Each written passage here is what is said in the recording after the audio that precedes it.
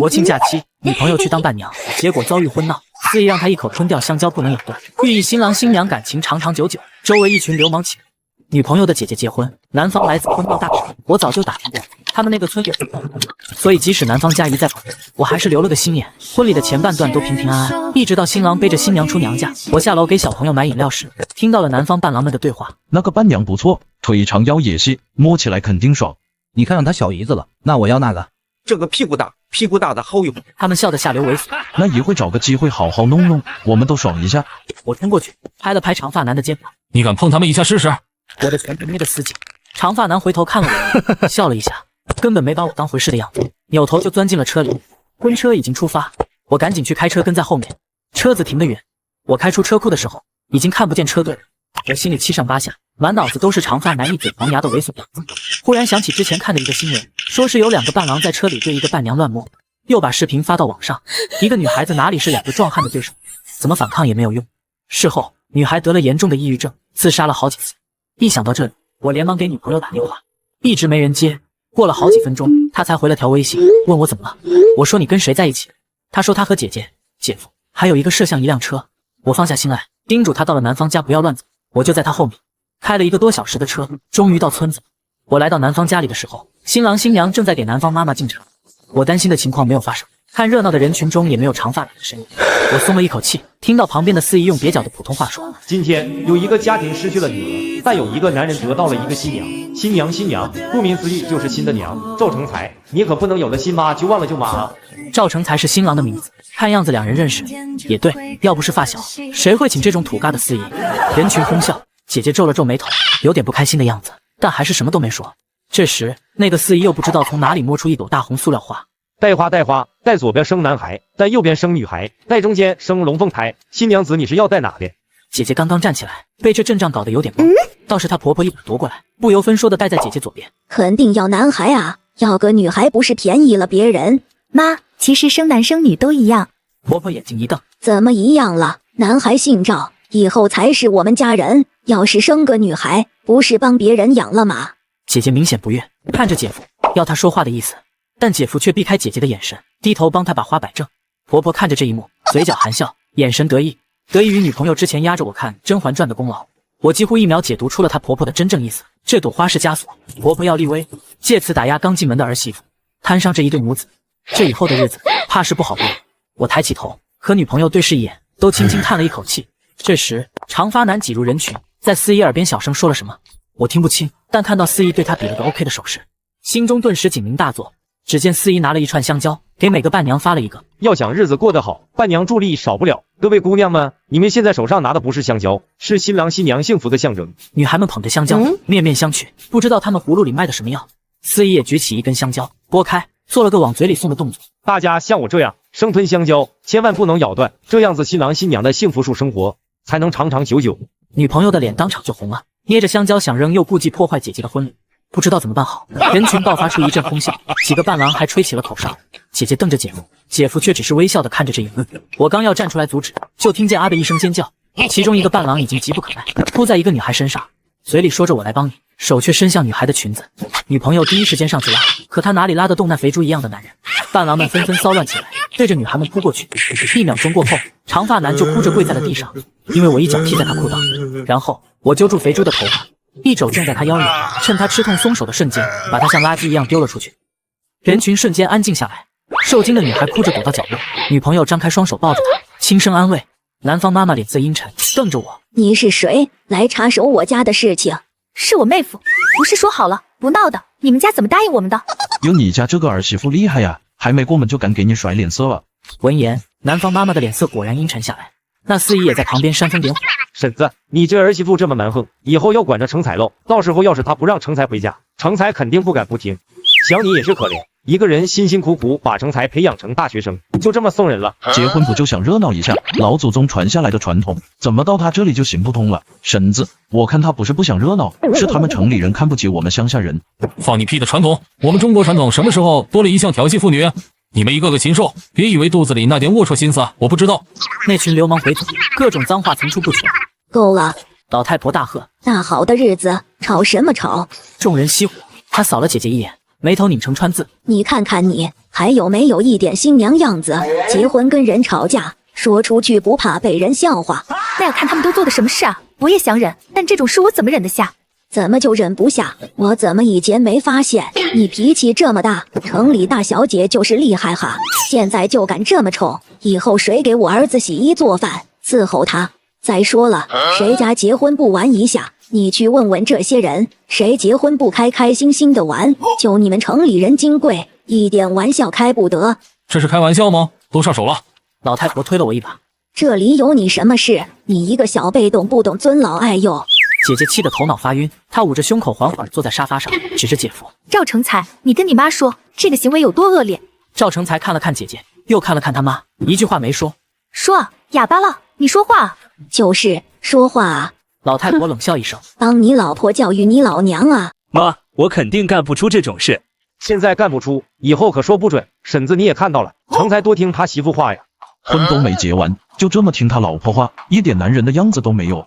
这句话又触动了老太婆的神经。你现在要听一个女人的话跟我造反吗？赵成才连忙摇头。你小时候我是怎么教你的？男人要自强自立。你现在可倒好，成了一个妻管严，还有什么出息？赵成才甩开了姐姐的手，向老太婆讨饶。平时他也不是这样。哎呦，这不是结婚吗？跟他计较干嘛？这还不计较，什么时候计较？你媳妇这是在跟我立规矩呢。你今天不管，以后就管不到了。动手，给他一巴掌，让他知道谁才是一家之主。姐姐愣住了，仰着头看着赵成才。你要打我吗？打啊！男人还能被自己婆娘管住了？还大学生呢，读这么多书，结果怕女人。我看你越活越回去了。动手！这是你媳妇，你怕什么？动手啊！我看见赵成才的眼底涌起一股狠意，刚准备阻止，却已经来不及。他抬手在姐姐脸上狠狠抽了一巴掌，姐姐白皙的脸上渐渐浮现一个清晰的红掌印。赵成才的手和声音都在颤抖。能不能不要再闹了？大喜的日子，这是干嘛呢？越到后面声音越低，像是在求和。这才像样吗？男人就是要顶天立地。姐姐豁得起身，反手一巴掌抽了回去，接着是一耳光，又一耳光，啪啪的声音如鞭炮炸响。赵成才被打得一个劲的后退，最后一屁股坐在地上。赵成才，你个王八蛋，你敢跟我动手？姐姐脱下高跟鞋，对着他的头狠狠砸过去。周围人赶紧拉架，但更多的男人却借机揩油。小姨子半个屁股都是姐夫的，赵成才，今天见你半个屁股摸一摸。说着，他就扑向我女朋友，我特么气疯了，飞起一脚踹在她腰上，把她狠狠踢飞了出去，然后掐着她的脖子，把她按在地上，踩着她的脸，猛踢她头。她躺在地上，缩成一团，抱着脑袋不断讨饶。很快就有人拉我，但那几个细狗根本拽不动我。突然，后脑勺挨了重重的一下，有人抄着酒瓶子偷袭我。见我没倒下，他惊慌失措，举着空瓶子，愣愣地看着我。我怒气横生，抓着那个人的脖子，狠狠来了一记头锤，然后顺手抓起一个白酒瓶，对着他的天灵盖就是一下，砰的一声，酒瓶碎裂，白酒顺着我的手滴滴答答的流下。那个偷袭我的砸碎，躺在地上，抱着脑袋哀嚎。我转身继续找长发男的麻烦，发现他虽然被我打得站不起来，还是盯着我女朋友，贼心不死。我正要上去再把他打一顿的时候，听到了姐姐的尖叫。原来有人浑水摸鱼，趁着拉架，把手伸进姐姐的裙子。我女友和一个伴娘弓着身子挡在姐姐面前，竟然也有人打他们的主意。几只咸猪手已经快要碰到他们的腰，我当即冲上去，把离姐姐最近的一个男人拽开，然后从桌上拿了2瓶酒。谁再上前一步，老子捅了你们！一群人被我的气势震得愣在原地。我一边护着姐姐后退，一面小声说：“快报警！”女友这才如梦初醒。我今天才算看清这个人，妈宝男，狗东西，老娘要杀了他！我也想干他，可是这里都是他们的人，我们先想办法撤出去。门口被他们的人堵得严严实实。这是我的家事，你不要插手，不然你没好下场。他身后一群狗男人的眼神发绿，不怀好意地看着我。我暗暗心惊，想起之前看过的女大学生被拐卖后逃走，一个村子的人帮忙围捕的新闻。今天要不是跟着过来了，这些女孩要遭遇什么，我简直不敢想。既然你非要多管闲事，那就不要怪我们不客气了。话音刚落，外面忽然响起了一阵脚步声，一群人乌泱泱地涌进房间。我心里咯噔一声，握紧了酒瓶子，暗暗下定决心，就是被打死也绝不能后退一步。却没想到新进来的壮汉抓着伴郎就是一顿胖揍，个个身高逼近2米，蒲扇大的巴掌抡起来带着阵阵破风声。打得最凶的那个我看着眼熟，想起来了，是我女朋友的堂弟。这小子好像把他体校同学都叫过来了，这个揪着别人衣领画了个半圆丢出去的，是练铅球的；这个抓住别人裤带助跑再笔直丢出去的，是练标枪的；这个把人团成一团练保龄球的。体校有这个项目吗？我正疑惑，那哥们喊了一声超接球，奈何堂弟打得太投入，没听到他话，球被扔到了地上。他满脸遗憾，随即又振作起来，再来一次。于是拖着伴郎的腿，又把他团成一团。我懂了，这是打篮球。我看得目不暇接，很快又听到一声呼吼：“谁动我闺女？”大家的动作纷纷一致，人群自动分出一条道来。我的准老丈人踏步如虎行，环手四顾，目光如电，所过之处，人们纷纷低下了头。早听女友说过，他爸妈谈恋爱时，丈母娘被街上流氓团伙调戏，老丈人顺手捡了块板砖，一个人追着8个人砸。没想到如今已经年过半百，威风丝毫不减当年。爸爸，女朋友第一个扑了上去，姐姐和大为被欺负了。怎么回事？老丈人一咬牙关：“你和老爸说，老爸给你们做主。”他打姐姐，他扇姐姐耳光。老丈人眼睛一瞪，屋里的温度都下降了几度。没等他吩咐，堂弟带着一个同学上前，按住了赵成才，一左一右掰开了他的胳膊，打回去，10倍100倍的打回去。姐姐重重点头，抬手就是一耳光。我让你骗我，让你重男轻女，打死你这个凤凰男、妈宝男！数不清多少个耳光过去，赵成才的脸颊已经高高肿起，但他自始至终低着头，一言不发。我到今天才算真的认识你，说什么永远把我摆在第一位，什么一生一世对我好，我呸！赵成才，你真能装！今天是我不对，行了吧？你打也打了，骂也骂了，气也该消了吧？小两口过日子，哪有不磕磕绊绊的？夫妻没有隔夜仇，都过去了，过去了。老丈人可不吃他这套。妈的，忘了还有你！他看着老太婆还在喝茶，一把夺过，泼了老太婆一脸。你就教你儿子打女人？老太婆被骂了一顿，也不敢还嘴。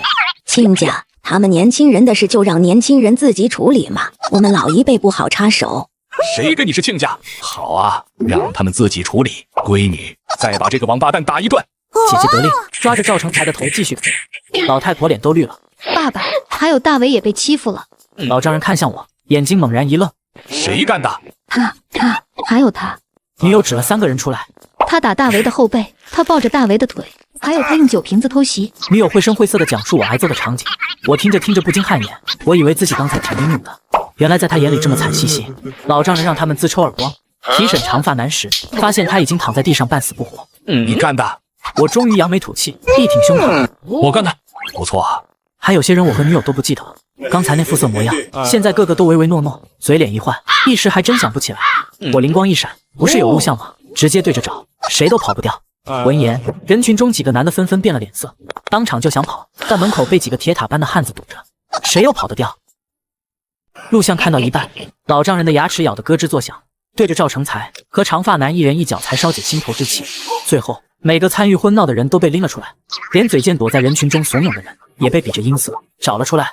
我的目光挪到了躲在角落的司仪，1个小时前他还巴巴个不停，现在缩在人后面，大气不敢出一个。我走过去，把他揪了出来。喜欢吃香蕉吗？他头摇得跟拨浪鼓似的，我根本不理他，找了一根香蕉，不剥皮。把嘴张开。他还是一个劲的摇头。我没有耐心了，直接捏着他的脸，把一整根香蕉塞进喉咙里。他一阵一阵的干呕。不许咬断，给我吃。他果然不敢忤逆我，很快呼吸不畅，直翻白眼。堂弟知道这样会闹出人命，一脚踢在他后脑勺，他倒在地上，吐出香蕉，一个劲的咳嗽。好吃吗？不，跟我错了哥。明知道不好吃，还非要捉弄人，现在才认错就太晚了吧？我在院子里找了几挂没放的鞭炮，带花，带左边开花，带右边开花，带中间2边开花。司仪，你要带哪里？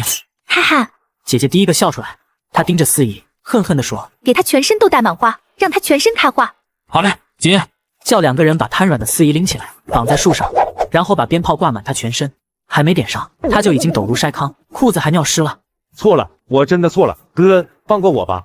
炮仗寓意新人生活，红红火火，一会不要动，动一下我打死你。这时老丈人走过来，拍拍他的脸，这辈子最恨你这种满嘴跑火车的人，今天不把你这张贱嘴给矫正过来，我名字倒过来写。然后他屈指一弹，鞭头在空中画了个完美的弧度，飞到他身上，噼里啪啦，噼里啪啦，橙红的火光乍现，在渐渐暗沉的天色下，颇有些美感。我们静静欣赏着这一幕，几个伴郎跪在地上面面相觑，眼里全是惊恐。一根烟的功夫，鞭炮炸完。其实这些小鞭炮威力不大，但侮辱极强。司仪全身焦黑，衣服烂成一条条的挂在身上。哥，放过我吧，我真的错了。他一张嘴就是一阵烟。有没有人数他刚才动了几次？太多了，根本数不过来，但是有录像。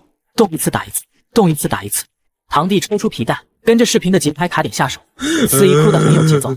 司仪之后就是伴郎了。对这些猥亵犯，我更是恨之入骨。很喜欢动手动脚是吧？我找来几个水壶，烧开，抱着1分钟，不许松手。壶盖被沸水顶开，噗噗作响。我拿起来的时候，壶底的红印刚刚褪去，几个人跪在地上，垂着脑袋装死，没有一个人敢接。我使了个眼色，后面的兄弟马上逼近，强硬地掰过第一个人的胳膊，硬生生按了上来，一阵白烟冒了出来。啊！那人连3秒钟都没坚持住，就倒在地上滚来滚去。这么喜欢摸，那我就让你们摸个够。我来到第二个人跟前，他掉头就跑，被我的人一脚踹了回来。跑什么？你们不是很爱干这种事吗？对不起，对不起，我再也不干了，再也不干了。我瞥到一旁默不作声的老太婆，忽然心生一计，要放过你也不是不可以。我的话音刚落，他的眼睛立刻亮了起来。去摸他。啊，这那人露出一脸嫌弃的表情，老太婆的老脸也很难看。你在讲什么混蛋话？是你说的，不就是热闹热闹而已。而且你们村不是一直有这个传统美德吗？那人还在犹豫，我扬起水壶，开水喝它，选一个。人们安静下来，司仪和上个人的惨叫清晰可闻。仅过了不到半分钟，那人打了一个战栗。婶子，只能先委屈我了。人群中，长发男第一个放下芥蒂，高举着手冲老太婆冲了过去。老太婆惊恐地看着长发男扑过来，伸出枯枝一样的老手去挡，可哪里是男人的对手？有了第一个，很快就有第二个、第三个，伴郎团一拥而上，叠罗汉似的把老太婆围在最里面。画面太美，我不想看，别过脸去。听到老太婆凄厉的叫声，我都70了。我看了一眼赵成才，这个怂蛋，他妈被这样欺负，他却连屁都不敢放一个。刚才打姐姐的勇气去哪了？只知道窝里横的玩意儿，但凡他站出来阻止一下，我都会高看他一眼。这时他也看到我了，竟然还冲我点头示意。好了吧，你们满意了吧？老太婆裹紧了衣服，站了起来。打也打够了，骂也骂够了，可以翻篇了吧？我看向老丈人，他正坐在桌边面无表情。真是的，大好的日子搞这么一出。老太婆把衣服上的花重新别好。快去饭店吧，客人们该等急了。有时候我真对一些人的脸皮厚度羡慕，都到这个份上了，还想着继续结婚。你脑子里装的全是屎吗？老太婆啧了一声，倒也没敢摆出先前那副嘴脸。娟娟，不好这么和婆婆说话的。乱叫什么？谁是你儿媳妇？